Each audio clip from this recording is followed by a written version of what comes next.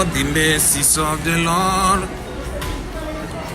Forever I will sing all the mercies of the Lord. Oh, I will sing all the mercies of the Lord. Forever I will sing all the mercies of the Lord.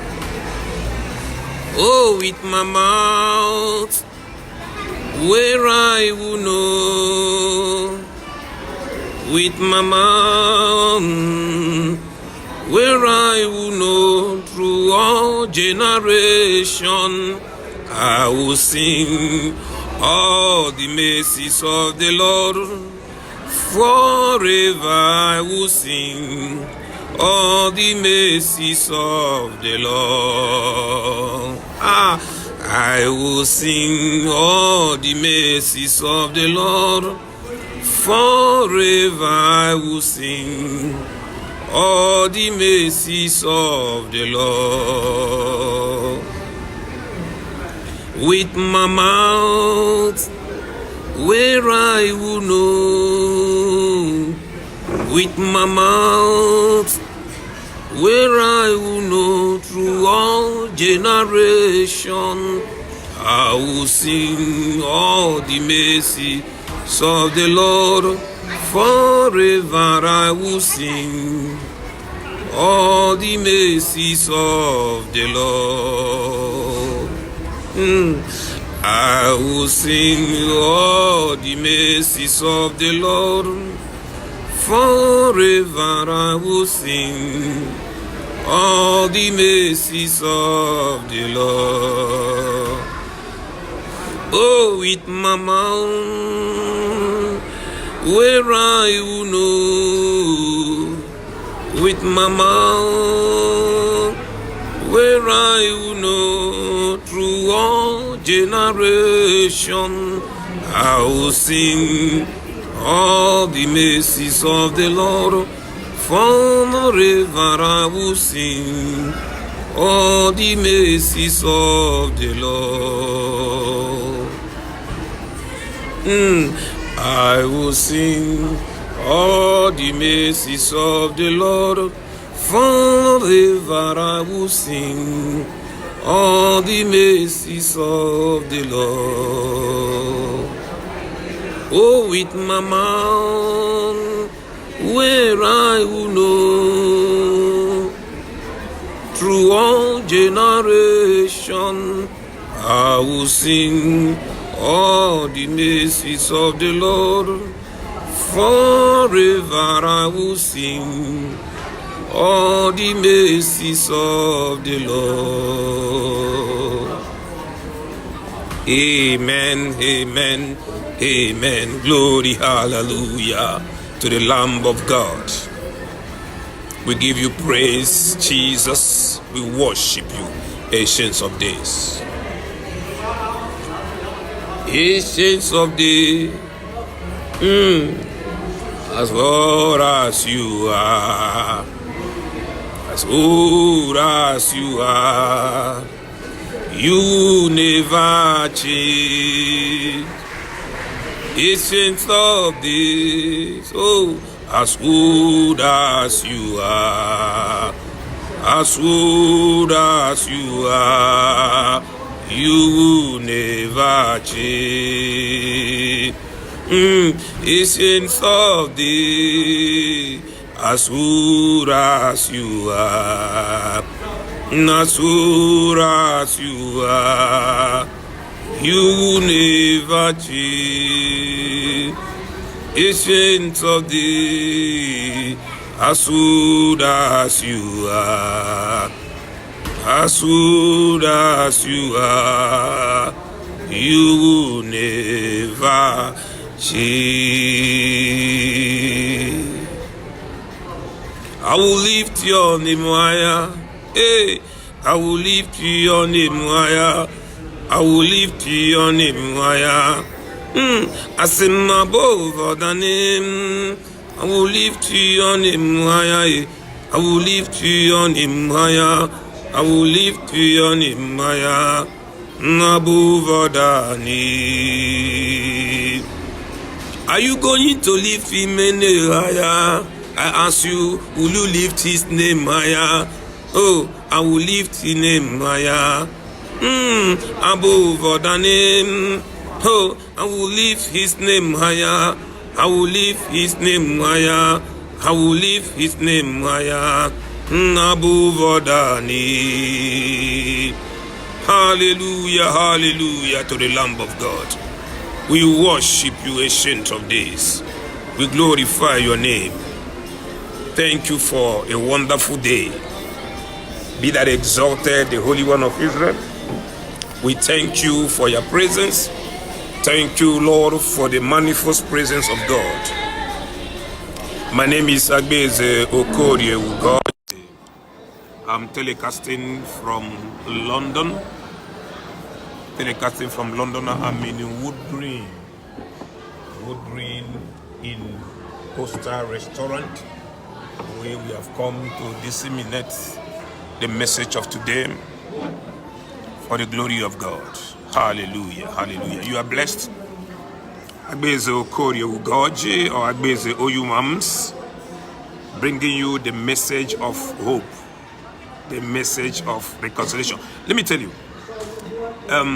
coming in to this worship or to this gathering is not coincidence.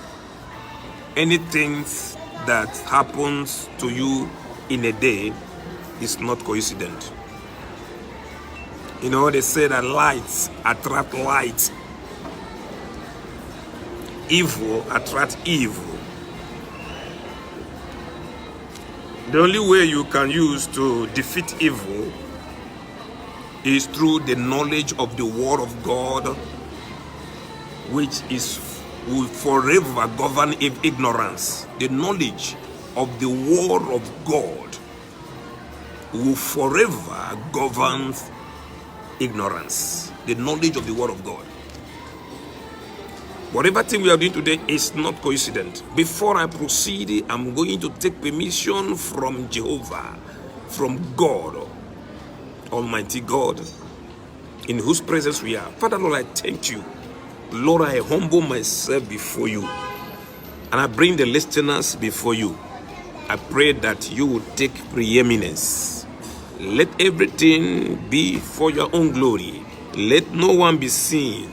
Let it be only you. Holy Spirit of God, I pray that you will take charge, take absolute control this morning or this afternoon.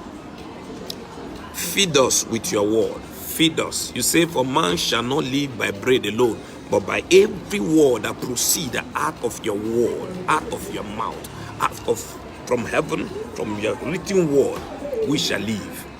Take glory. Amen and amen. As I said, the topic of today says, knowledge of God's word will forever govern ignorance. The major problems the black race is having is ignorance. People are not ready to read. People are not ready to read the word of God. They are not even ready to read, even having knowledge of the secular world, having the knowledge of your history, having the knowledge where you come from and where you are going. In the world we live today, it is a war of competitions of knowledge, intelligence. But in this kingdom where we dwell, in the kingdom of God, Jesus said, for man shall not live by bread alone. You don't live by the only eating. There are 3 steps we want to consider this morning. There are attractions. The physical attract you to eat too much food, attract you to center on pleasures. All these things destroy you. It makes your spirit man to go down. You won't be strong.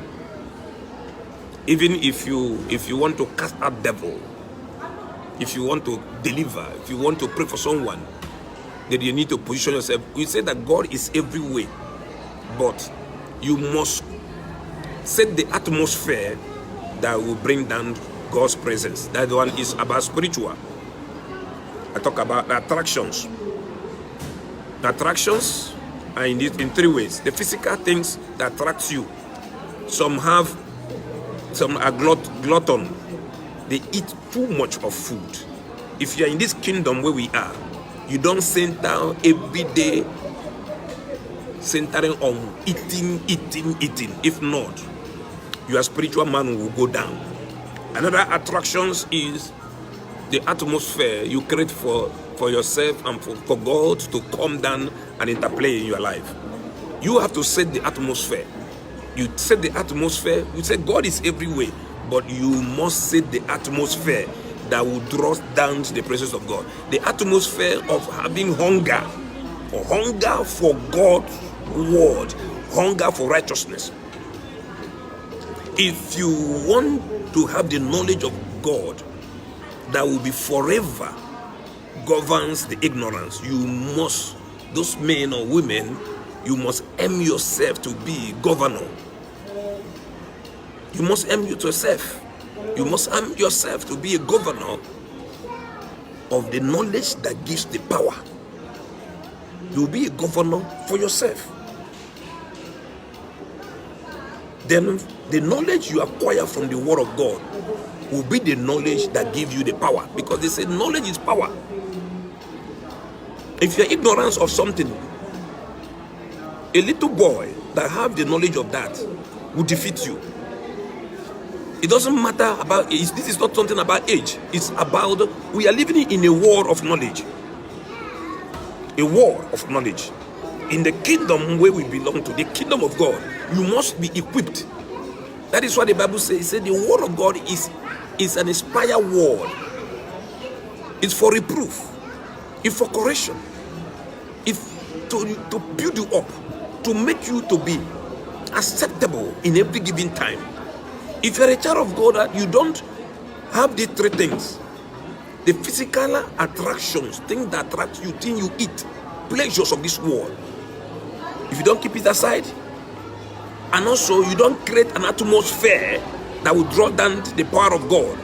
Creating the atmosphere is just as we are here now. You listen to the word of God, you build up your database with the knowledge of God. Another step is the step of the word. The word itself, everything in this world is an attraction. It detracts you. Everything. If there is no temptation in this world, or if there is no pain in this world, the world will not be a sweet place. If there is no temptation, that when the temptation will come to you, you strive and you win. When you win temptation, trouble that come to you, you win it. You have joy. The Bible said that at the last day, when the trumpet will sound, we will be gathered in heaven. It says many angels in heaven, they will be looking at us. They say, who are these people? Where do they come from? The Bible said that these are people that come from the trouble, from the temptation of this world. They will be looking at us. Meaning, if there is no trouble, temptation in this world, the world will not be a sweet place. Some years ago, some Christians in Libya, they took them, there were about 21 of them, they took them down to the river area. They put them to yellow jumper. These are extremists, Muslim fundamentalists. They cut off their heads. Their blood was rushing into the sea. The whole world saw it. The whole world saw it. The kingdom where you are, it is not a coincidence that you are here hearing this word this morning or this afternoon. The word is to prepare you. The word, if you can conquer these 3 things, the physical, the spiritual, and the world, attractions of the world, if you can conquer it, you'll be a perfect man in this kingdom. So, I want to read. I've made introductions a bit. Let me read from the book of Luke chapter 4, from verse 1 to 4. And I also read Luke chapter 4, 12 to 13. If time permits me, I will also read the book of Isaiah 26, verse 3. I will read Psalm chapter 4, verse 8. I will read Psalm 37, verse 7. I will also read Isaiah 40, verse 31.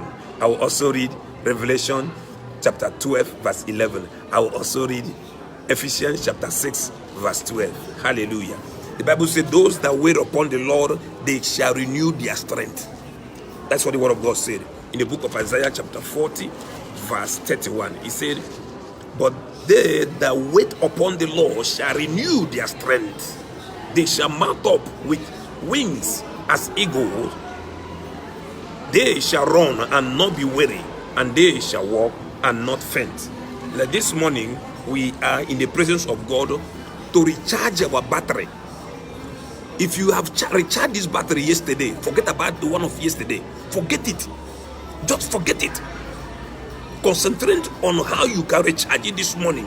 This word is coming to you as fire and alive to build you and to build me. It is not by coincidence you are here, connected with us. This ministry is called Supernatural Tabernacle of Christ International. This is a way, a platform where supernatural things happen. We see things in the glance of the way God sees it, in the lens of how God sees it. We say it. If it needs admonition, we say it. If it entails us to admonish, to shout, to talk slowly, we talk. This morning, we are presenting to you that knowledge of the word of God will forever govern ignorance. If you know everything in this world, you will be a successful person. If you know everything, you implement it, you'll be a successful person. Because of the ignorance of what we don't know, that is why we were sent to school to learn the secular, having the secular knowledge. If you are in this kingdom, you need to discipline yourself. That is why we mention about the physical, the spiritual, and the word. The physical, if you don't discipline yourself, not every time you will be eating. You wake up in the morning, the first thing you rush to your refrigerator. The first thing you rush to television. You are eat. All those things goes inside you, because what you build up inside you is what you will give as an output. The input you have is as a result, will be the result of the output. So look at what Jesus Christ did immediately when he started his ministry. The first thing he did, the Bible says in the book of Luke chapter 4 from verse 1 to 4. I'm not going to center much on reading all, but I will be jumping there. Then Jesus, being filled with the Holy Ghost, returned from the Jordan and was led by the Spirit into the wilderness.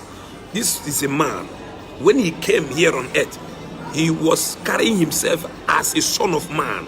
Although he was the Son of God, the Bible said he humbled himself to an extent that he made himself of no reputations. He thought it not a robbery to be equal with God. He made himself of no reputation. He went down to the River Jordan.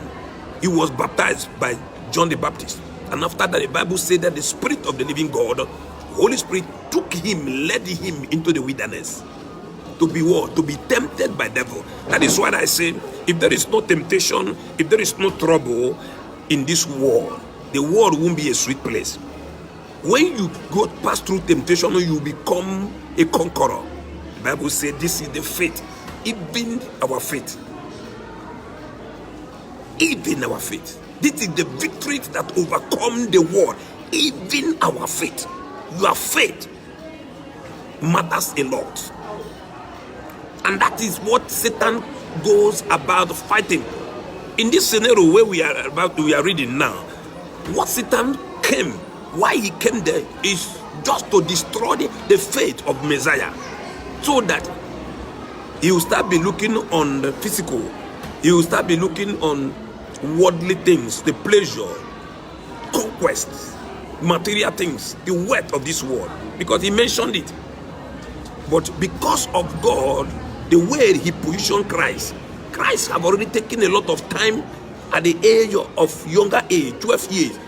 This man was already reading the scripture, the Torah. He had been studying, building up himself with the knowledge of God. That is why in this kingdom, you must, it's a question of must, You must read the word. You must abide by the word. You must imbibe the word inside your database, in your spirit man. Without it, you can't. There are situations you can't face. There are situations that when you come, you can come inside your house. You need to be pronouncing, sowing the seed of the word in the atmosphere. You need to be pronouncing, making prophetic declaration by yourself.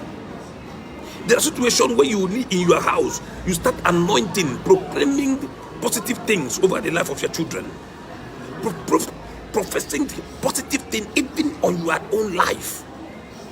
You need the knowledge of the word. If Christ was not well equipped in the knowledge of the word, Satan would have defeated him. It's not about being the son of God. He was a son of God, but he was operating as a son of man when he was here on earth. He said here, he said, return from Jordan and was led by the Spirit into the wilderness, being tempted for 40 days by the devil. And in those days he ate nothing. And afterward, when he had ended, he was hungry. And the devil said to him, if you are the Son of God, command this stone to become bread. And Jesus answered, saying, it is written, man shall not live by bread alone, but by every word of God. That is why the topic of today is the knowledge of God's word will forever govern ignorance. If he was not equipped with the knowledge of God's word, there is no way he will use his own ordinary word. But in this scenario, he refused to use his own word. He was using the word of God. He said, it is written that man shall not live by bread alone. As we are in the presence of God this morning, we are fasting from 6 o'clock till now, before we start to hear the word of God. The reason why we do it is to prepare our body, our spirit man, so that we can be strong to face the challenges of this world. In this world, there are two things in this world. It's either you pinch your tent with the devil, or you pinch your tent with God. You make yourself strong every day. In that temptation that came to him, he defeated everything. Let's read. I'm not going to start recounting because of time. He defeated him. Look at when he has defeated. There are 3 things he presented to him. He defeated him. In verse 12, he said, and Jesus answered and said to him, it has been said, you shall not tempt the Lord your God. Now when the devil had ended every temptation, he departed from him until an opportune time. He went out for a season. The same thing that happened to Christ here, the same tactics, the same ways devil have been using to defeat some men of God or the children of God. The same way. He used food we eat. He used the worldly things of this world, and he used power. The craving for power. Even some will be in the church, will be craving for position. It's allowed God to position you. If you are the one, you are too ambitious, you want to be this, people will know. People are saying, if you are so ambitious in the church, you don't allow God to position you. You use yourself by your personal craving, people will know. But when you are the type that you look unto God for God to enthrone you, people will also know. But Satan left here for a season. It was that temptation that came after he had prayed for 40 days, that prepared him. He became victorious. The victory he had that time, and that was the victory that sustained him. He went on the cross. On Saturday, I was saying that the level of how you got repented determines how the hunger you will have that will draw down the manifold presence of God. The level of Christ, look at it. It was not a joking matter. It took him 40 days fasting, preparing himself spiritually. He kept aside food. He kept aside everything. When God calls you in your family, He will tell you, say, move away from the culture, from the traditions that draws you down. Because the tradition of men, you don't mix it up with the culture of this kingdom we are in. You move away and look unto God, who is the author and the finisher of our faith. You will center and rely on Him. And that is why that place we read first, it said, those that wait upon the Lord, He shall renew their strength. Christ's strength was renewed spiritually. God equipped Him after the prayer. The Bible record, if you read that book of Luke chapter 4 and 5, it said immediately when He left the wilderness, He said his fame went afar off, went abroad. He was healing the sick. He was healing the lame, they still walking. Those who were blind, they still seeing. Which means it must come once in your lifetime. It maybe once in a week or 2 times in a week. You must seek God. You must dedicate yourself to know Him in through praying and fasting. You don't rely on your physical strength. The Bible said in the book of Isaiah 26 verse 3, it said, you will keep him in perfect peace, whose mind is stayed on you because he trusts in you. God will keep your mind in a perfect peace because you trust in Him. We know that we can't see God with the physical eye. You can't see Him. But through the eyes of the faith in you, you communicate with Him. I believe that His presence is here. That is why I make time making this sacrifice of prayer, sacrifice of eating the word as you are hearing from me. In verse 7 of 37, you see what He said? He said, rest in the Lord and wait patiently for Him. Do not fret because of him who prosper in his way, because of the man who bringeth wicked scheme to pass. You may look around, you see your mates. So when you were in the school, in your school days, and university days, or your secondary school days, somebody you know very well, you were doing better than him in academics. This person, immediately two of you left school, and he's doing well than you. This place says, fret not. Don't compare yourself with the person.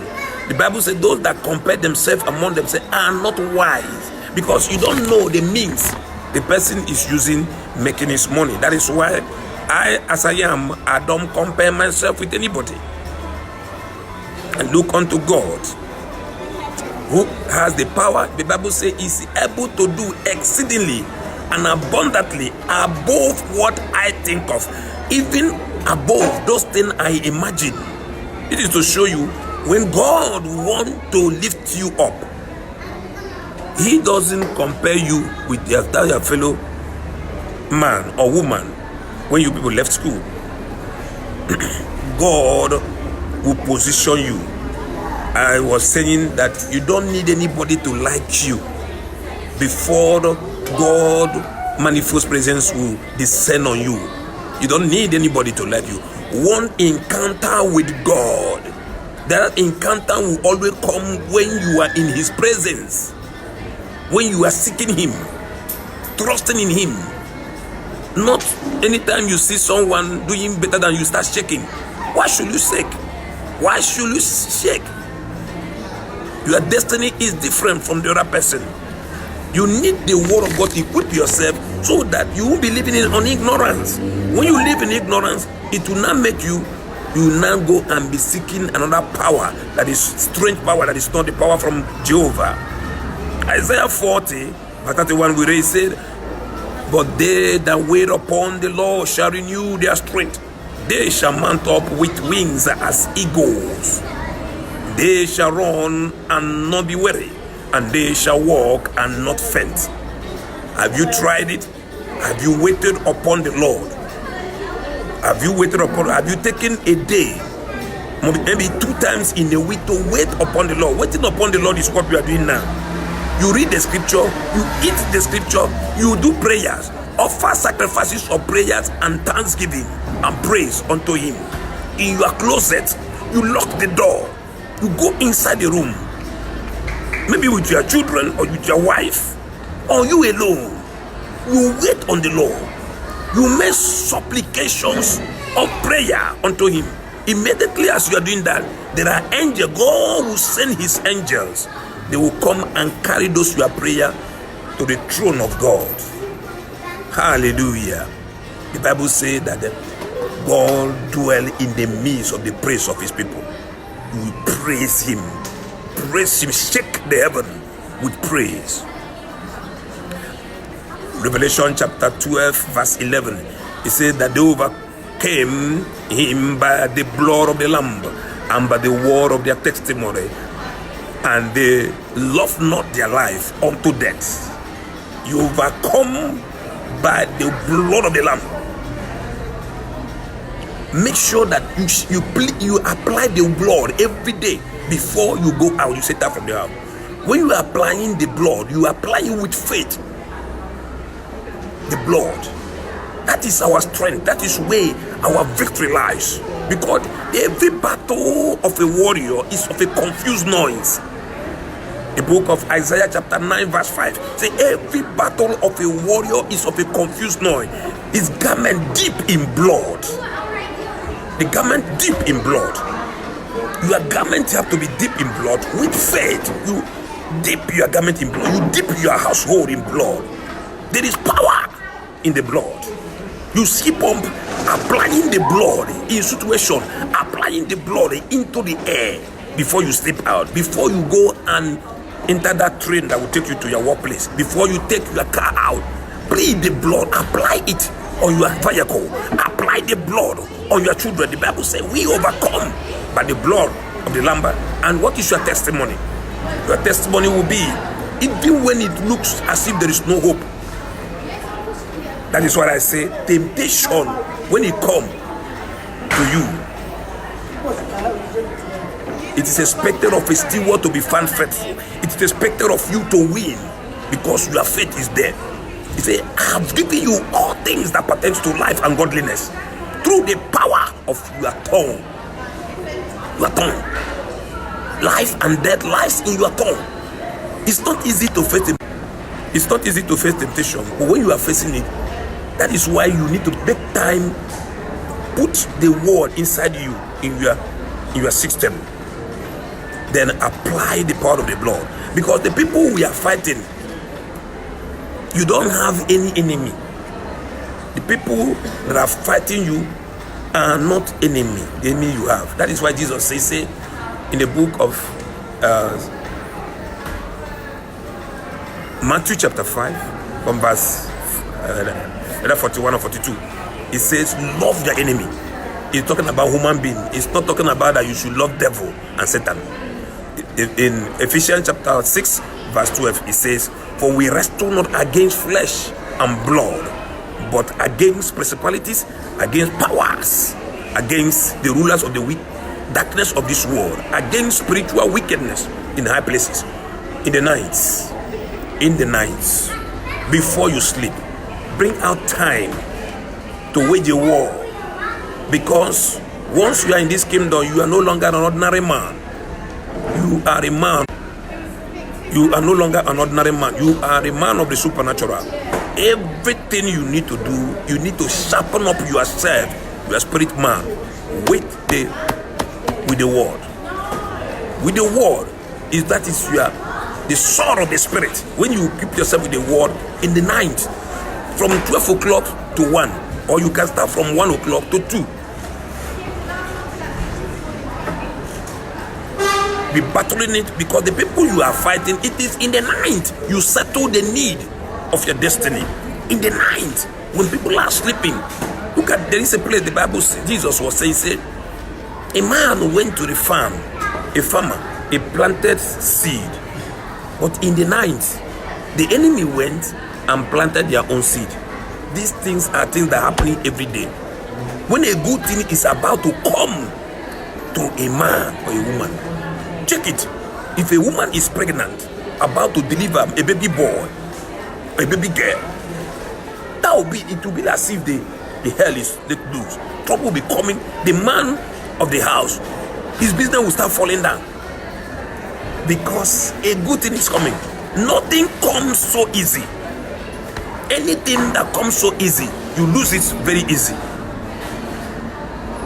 Nothing is free in this world. What seems to be free turns to be a curse. Everything that you get, there is a price paid for it.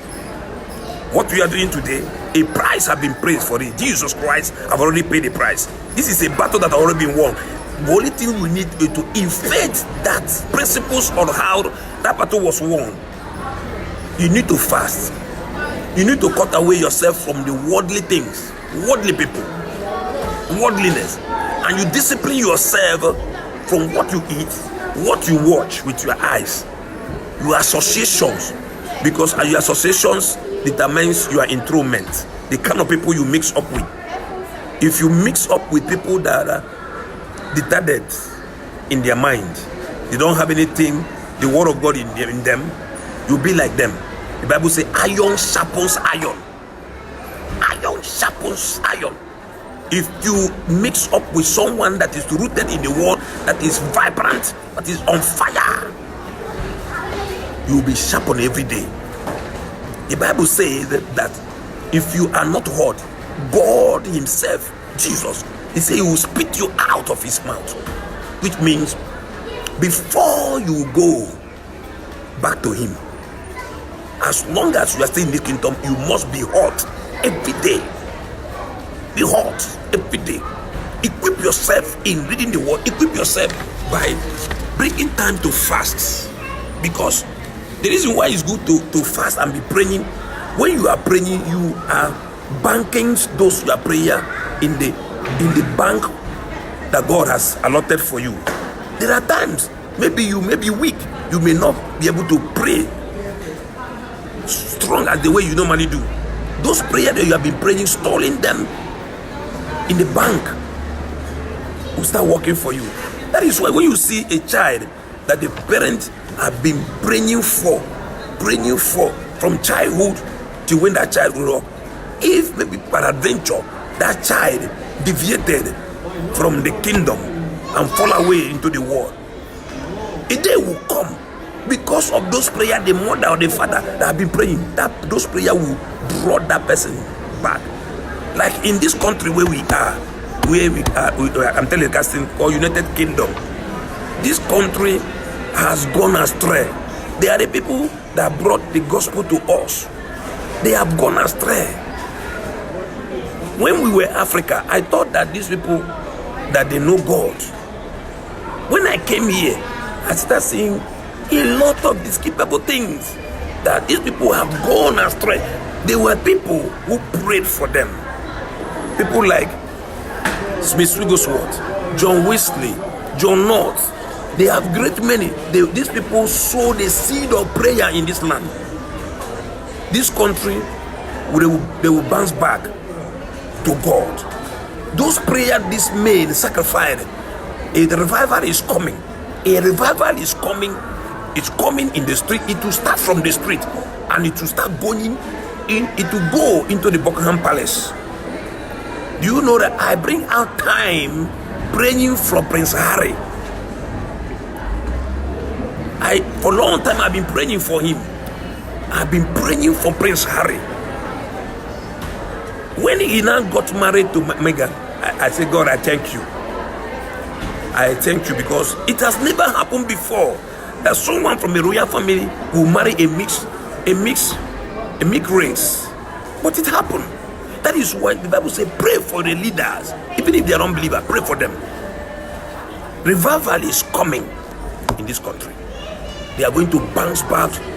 The fire of revival is going to come back and sweep around the nation of UK. The revival is coming. It's going to sweep the country, that country called Nigeria, because a lot of them have gone out. They have gone astray. Many are preaching about money, prosperity. Look at the condition that country is now. We don't need this message of prosperity. We need a message of how we can go back to God in prayer. The Bible said, in the book of Chronicles, it said, if my people who are called by my name will humble themselves and seek my face, say, I will from heaven, and I will hear their cry, and I will heal the land, and heal them from their diseases. What Nigeria need now, we need to arm ourselves with the power that knowledge gives. The power that knowledge gives, the knowledge of the word of God. The situation, the country is at the precipice of